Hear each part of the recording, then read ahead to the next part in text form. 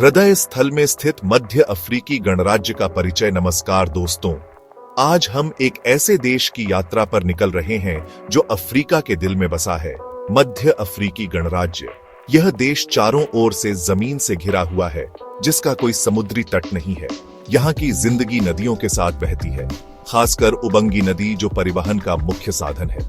यह देश प्राचीन काल से आबाद रहा है। पुरातत्वविदों को यहाँ 8000 साल पुराने औजार मिले हैं, जो बताते हैं कि यहाँ इंसान बहुत पहले से रहते आ रहे हैं। आदिवासी समुदाय जैसे आका, पिग्मी लोग यहाँ के सबसे पुराने निवासी माने जाते हैं। कल्पना कीजिए, हजारों साल पहले यहाँ कैसा नजारा रहा होगा। मध्य अफ्रीकी गणराज्य का इतिहास उतार चढ़ाव से भरा रहा है। यहाँ के लोगों ने सुख और दुख दोनों देखे हैं। आइए इस देश के अतीत के पन्नों को पलटें और जानें कि यहाँ क्या क्या बीता है। अंधकार के साए गुलामी और उपनिवेशवाद का दौर, 17वीं सदी की शुरुआत। एक ऐसा दौर जब दुनिया भर में व्यापार बाचा रहा था। लेकिन अफसोस की बात है कि इस व्यापार के साथ एक काला धंधा भी शुरू हुआ, गुलामी का धंधा। अरब व्यापारी मध्य अफ्रीका पहुंचे और यहाँ के लोगों को गुलाम बनाकर ले जाने लगे।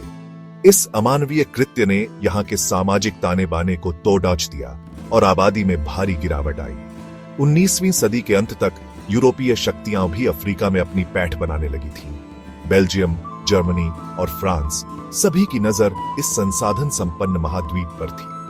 अंततः फ्रांस ने मध्य अफ्रीकी गणराज्य पर कब्जा कर लिया और इसे फ्रेंच कांगो का हिस्सा बना दिया। फ्रांसीसी शासन के तहत यहाँ के लोगों को रबर, हाथी दांत और बागानों में काम करने के लिए मजबूर किया गया। इस शोषण का नतीजा भूखमरी, बीमारियां और मौतों के रूप में सामने आया। गुलामी और उपनिवेशवाद के इस दौर ने मध्य अफ्रीकी गणराज्य को गहरे घाव दिए। यह एक ऐसा अतीत है जिससे आज भी यह देश उबरने की कोशिश कर रहा है। आजादी की किरण, स्वतंत्रता और प्रारंभिक नेतृत्व।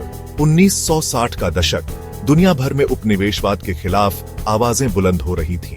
13 अगस्त 1960 को मध्य अफ्रीकी गणराज्य ने भी फ्रांस से आजादी का बिगुल बजा दिया। यह खुशी का दिन था, नई उम्मीदों और सपनों का दिन। डेविड डाको देश के पहले राष्ट्रपति बने, लेकिन यह आजादी इतनी आसानी से नहीं मिली थी। देश को अपनी नई पहचान बनाने, अपनी अर्थव्यवस्था को मजबूत करने और अपने लोगों को शिक्षित करने की चुनौती का सामना करना पड़ी।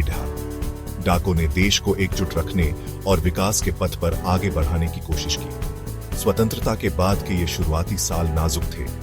देश को अभी एक लंबा सफर तय करना था। सेक्शन 4, अस्थिरता का दौर, तख्तापलट और संघर्ष। 1965 में मध्य अफ्रीकी गणराज्य के इतिहास ने एक नया मोड़ लिया। सेना के एक अधिकारी, जीन बेदेल बोकासा ने तख्तापलट करके सत्ता पर कब्जा कर लिया। बोकासा एक क्रूर शासक साबित हुआ, जिसने अपने विरोधियों को कुचल डाला और देश को अपने शासन से डरा कर रखा।